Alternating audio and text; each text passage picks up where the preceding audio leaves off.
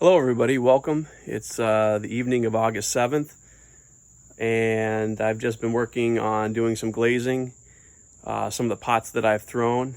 Again, hopefully in the future, I'll be able to bring you in on the actual throwing process, but again, I've just been trying to get used to what it actually feels like to throw. I'm starting to have more success of actually being able to finish what I start to throw without having so many failures. So hopefully again in the future I'll actually be able to bring you in on some of the actual projects. I've been learning a lot. Again, I'm really trying to learn how to actually raw glaze and once fire my pottery. So I'm actually glazing greenware. And that really has its own set of challenges because typically most potters today, they will bisque fire their pottery first and then bring it out and glaze it. Well, when you do that, you actually have a very strong piece. It's already partially, I think they call it vertified. It's actually partly turned into ceramic already. So it's strong, it's able to absorb the glaze, but it's not going to fall apart. Even if you were to immerse it in water, the piece wouldn't fall apart. When you're glazing a piece of greenware, something that has not previously been fired, you run into all kinds of problems with adding too much liquid too fast. And again, because this will eventually, regular greenware itself can actually turn right back into mud or wet clay, so it will dissolve in water.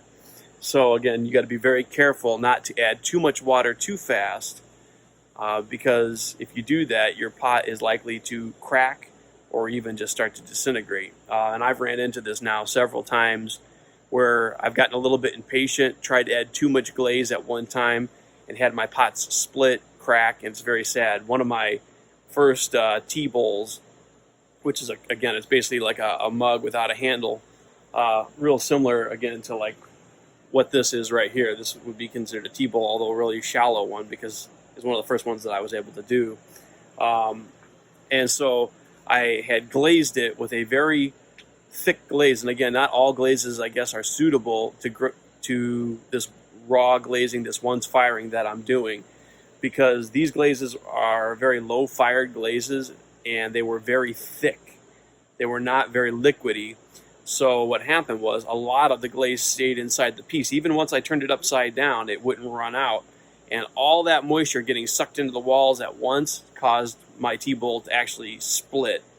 I tried to save it. I actually tried to repair that crack, and it looked okay, even dried without a crack. But when I glazed it again, it split all over again, and I just decided to lose the pot, reclaim the clay, and just start all over with that one. So that was kind of sad. And I said, I've run into this situation, although not as bad, with other things.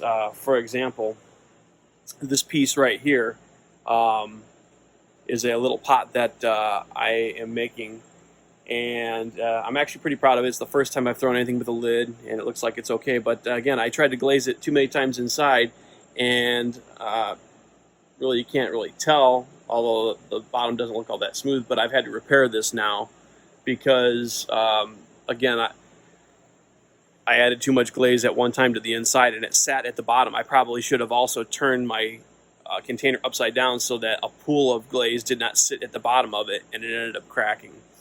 So again, typically from what I'm learning from others who do once fired, is that they glaze the inside and then they let it dry. One potter in particular actually wets the outside of the greenware when he glazes the inside, because that allows the outside to actually expand along with the inside. Because when the inside has liquid in it, it's trying to expand, but if the outside's dry and rigid, it has nowhere to go, and so it eventually causes it to fracture. So by wetting the outside, it also allows it to expand a little bit, and I've been able to not have so many fractures. But anyway, I figured I'd like to show you the different pieces that I am glazing, maybe go over what type of glazes I used. I just, I don't have a lot of different glazes, but I try to do some different combinations to see what we like, what I don't like. I am trying to, what I have found is, again, because I have such a little amount of glaze, the potters that I've seen on YouTube are production potters, so they're producing large amounts of pottery, and therefore when they mix their glazes, they mix them in 5-gallon buckets, and they're able to just dip their pieces.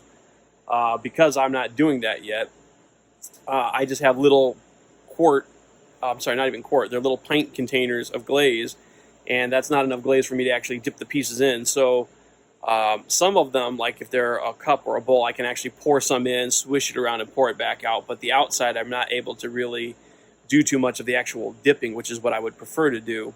So I'm actually having to paint it on.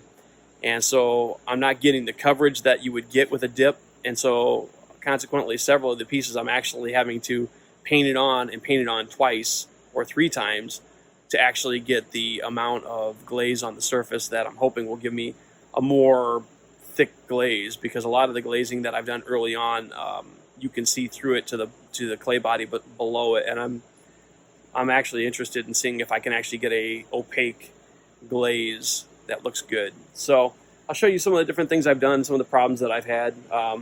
So this was a mug right here that I'm going to flip this around so that I can make sure it's in the camera shot. So this is a mug right here that I was able to throw, and you can actually see that I was able to use some of my impressing wheels and actually impress the bottom and the top up here with the impressing wheel. So we'll see how that turns out. These are the first 2 pots I was actually able to get my handles to actually stick without breaking. I did add them both when they were leather hard, and I also wrapped the handles in plastic because being that they're out there in the air by themselves, tend to actually dry faster than the rest of the pot. And I still ended up getting some cracking right at the top here of the handle, but what I was able to do was, with the vinegar and a little bit of the dried clay, I was able to go over it several times and pretty much get the crack to disappear. So I'm hoping that they will be able to withstand the firing. This mug right here was a little bit on the plain side, I think. So what I want to say, this one, what I did was I actually put a stripe down the center of the handle with an underglaze. So it's a gray underglaze, and this is a celadon glaze that's on top of it. And I also decorated right here in the center.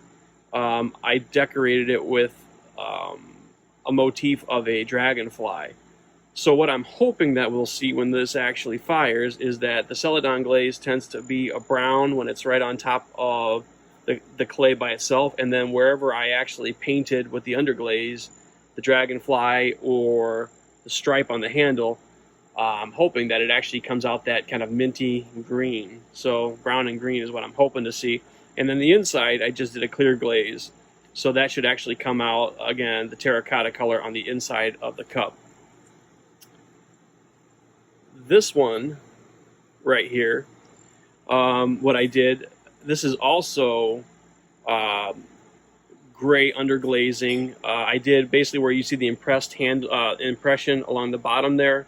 I painted the little indentations with that gray underglaze, as well as where I impressed these little boomerang triangles into the surface. I also did paint some of that underglaze, and then what I did is I went back with a wet sponge and wiped it off to where it really kind of distressed it a little bit, and also then kind of only stayed in the deepest parts of it and really kind of smoothed out the underglaze. So I think that'll be pretty neat. And then I want to say that I also underglazed the top of the rim here, possibly, and the inside, I can't remember. I think this is the light gray glaze that I did on the inside. It's either coconut white or light gray. I think it's the light gray. Hoping that I really don't drop any of these. Put so much work into them. This, I think, was light gray on the inside. I did the gray underglazing on the top, and then the celadon glaze over it, so it should be hopefully that minty green.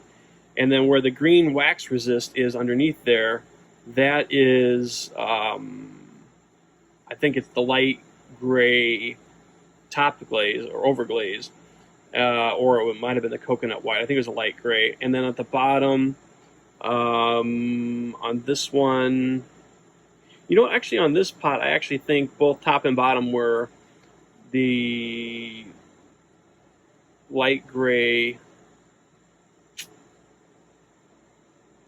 I'm trying to remember what I did on this one. I think both top and bottom are the light gray underglaze with the Celadon glaze over it, so it hopefully should be, I think it's going to be that minty green. So this pot right here, some of you may remember from a previous clip, this is the one that I had reaffixed the bottom base to that it had been broken out.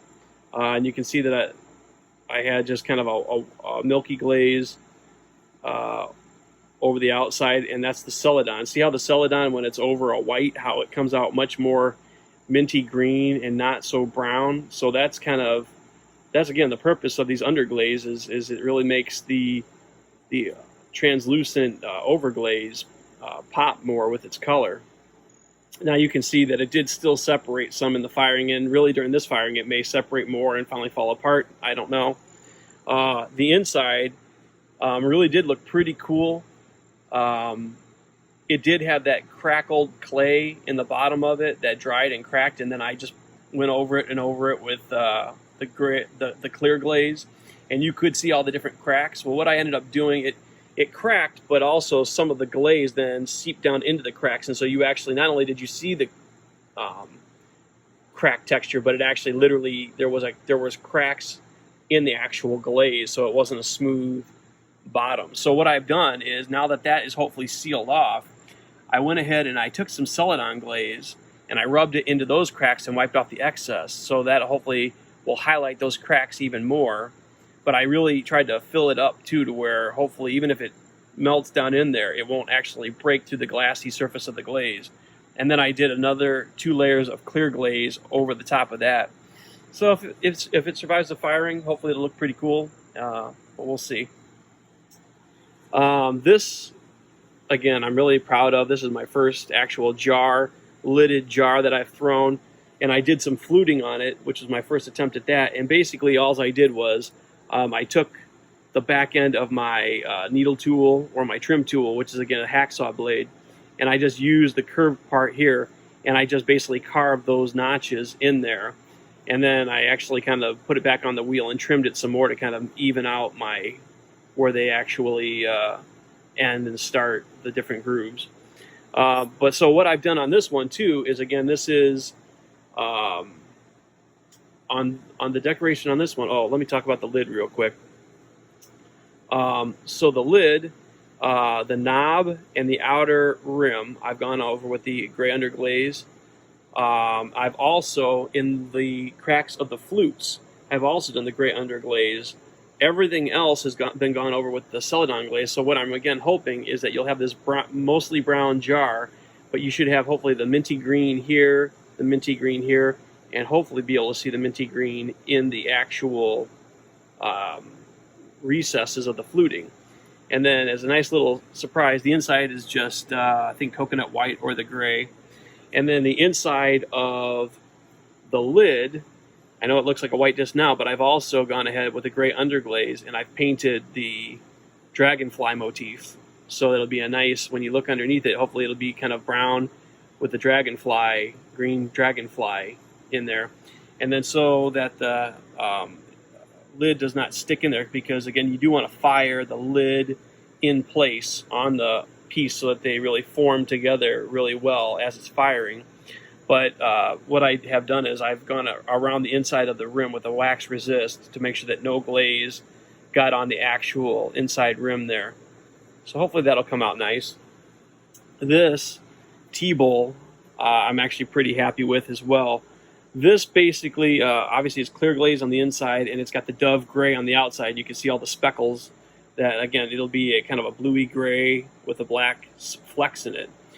The texture is pretty neat. One of the cool things about clay is, again, it takes on whatever you end up impressing into it. So this has actually been paddled while I was throwing it. My sandals have a really cool pattern in the base of the sandals. So what I did was, when it was very wet, I would stop it and I would smack the side of it with the heel of my sandals, and it left these really cool impressions in the clay. And then I basically continued to throw it and keep my finger on the inside to actually push it out. This is one of my first attempts too with a rolled rim. So I'm very happy with the rolled rim, how it came out. I'm learning that skill as well. This was an older pot. As you can see, it's already been fired before. I was not happy with the glaze. It was just kind of plain. It was the light gray on the inside with the Celadon lines. You can see the little Celadon pinstriping on the inside. I've gone ahead. I had done a white. I had done the gray underglaze on the bottom. It was very matte, and I wasn't really crazy about the way the gray underglaze looked when it was completely opaque but extremely matte. So I've gone ahead and I've redone the Celadon glaze on top of this. So hopefully this will again kind of come out with the brown glossy look on the top, and then the minty green underneath is what I'm hoping to see. And last but not least, clear glazed bowl. I really enjoyed throwing this one. This was one of my first really successful bowls. It'll be the minty green. It's got the gray underglaze with the Celadon over the top. Now, the wax resist that you see here in the texture in the middle, this is actually the gray underglaze, but I watered it down quite a bit. So I'm hoping that it will really only show up really strongly in the actual recesses, but the rest hopefully not so much. And the bottom and the underneath are just the Celadon right on top of the clay body. So it won't be minty green, it should be the brown. So again, just playing around with different color combinations. I want to see what looks good, what doesn't look good. But that's basically everything else. Over here, actually this plate probably will not make it in to this firing. I don't think I'm going to have the room. But this was a little plate that I just, practiced throwing a plate or two. Celadon glaze, but as you can also see, I actually have some textured wheels, and I actually impressed a design into the plate. I wanted to see what that's gonna look like. So basically I threw this flat on the wheel, then I rolled it with the textured roller, and then I used my throwing stick to kind of get under the edge and actually start to form the rim of the plate. I still need to kind of glaze the underside of it, although I suppose I could. I really don't necessarily have to. I guess I could just fire it and see what it looks like this. Yeah, maybe I will. If I can fit it in, I'll fit it in. And if I have the room, I'd like to also fire. I made a couple more wheels, as you can see here, a couple more wheels that I'd like to fire, as well as this little square that I made. It's interesting, I formed that piece of clay because I formed this piece of clay because I figured it would be nice to maybe carve another seal of some sort. But in the end, I had it, and that's when I was working on this mug right here, and I'm like, that's interesting. And I just started using the corner of it to kind of make these impressions, these kind of like boomerang half square or triangle impressions on it. And I actually really kind of liked it, so I said, you know what, I'm not going to do anything to it. I'm just gonna fire that and use it the way that it is. So it doesn't always have to be something spectacular. Sometimes less is more when it comes to decoration. But anyway, that's what we have. So I'm gonna go ahead and pack the kiln now. Okay, so got our bottom shelf in here.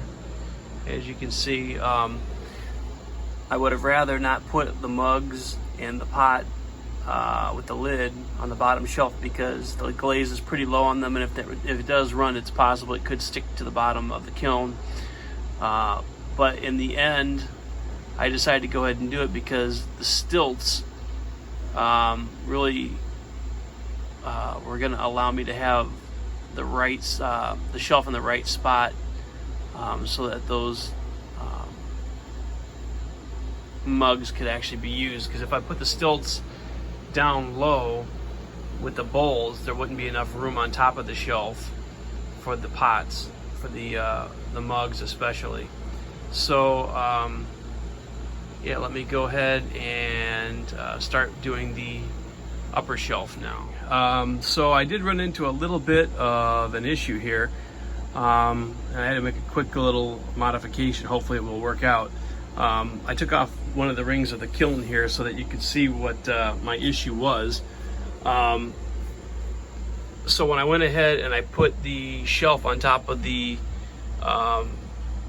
kiln posts, what I came to find out I don't know if you can actually tell, maybe you can, maybe you can't. The cups are actually just a little bit taller than what the kiln posts are. So the actual shelf was sitting on top of them, which is not gonna work. Because again, with the glaze on there, it will melt to anything that it touches. So that's why, again, while you always have pottery, if it has already got glaze on it, now the little wheels that I have and the little impressing seal there, those don't matter because they don't have glaze on them, so they will not stick to anything. But anything that has been glazed will stick. So what I have gone ahead and done is I've cut some little square blocks of the extra refractory brick that I had from doing the modification on the electric kiln to gas. So I'm gonna go ahead and put these in place. So that will hopefully will give me the height that I need so that the shelf does not sit directly on the mugs.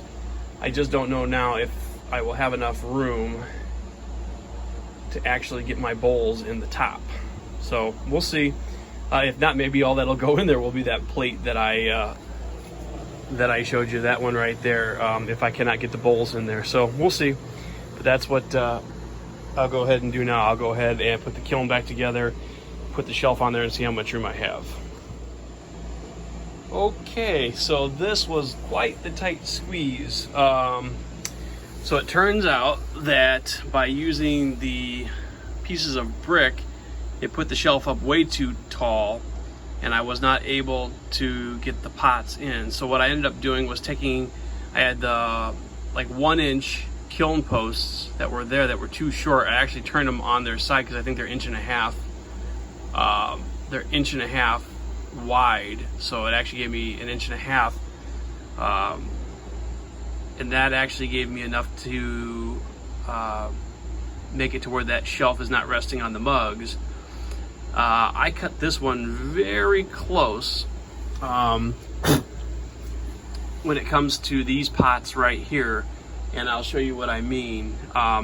Again, they cannot be touching, because if they are touching, which these are not, believe it or not, I mean, it may look like they are, but I don't know if you can tell, they are not touching. You can put them very close together. One of the things is, and it is not touching the side, although again it looks like it is, but there actually is a gap there. One of the things that you have to account for, or that helps you a little bit, is the fact that these two pots and any of the other greenware underneath, they will actually shrink a little bit more as they continue to be fired. So they will actually separate from each other a little more than what they are right now. So you can have them almost touching, or maybe even slightly touching, because they will shrink back a little bit, but not much. But again, the thing to keep in mind is that this one's already been fired, so it is not going to shrink back, so it cannot be touching anything, and in fact it's not. But I'll show you how close I am with the lid. So, you know, it's always good to take like a straight edge like this, a straight edge of something, and actually lay it across the top to make sure that you're not actually hitting the pots. And I don't know if you can see it or not. It probably looks like they're hitting, but believe it or not, there is a little bit of daylight through on all the pots. So I should be okay. And again, these pots will shrink back a little bit, I think, before the glaze even starts to melt. So I think I'm gonna be okay. If I'm not, there may be tears, but hey, we got to learn somehow, right? And this is where we learn what we can do and what we cannot do. So I'm going to go ahead and put the lid on and start firing her up, and we'll bring you back in for the results. So I don't know, that may be a different video altogether.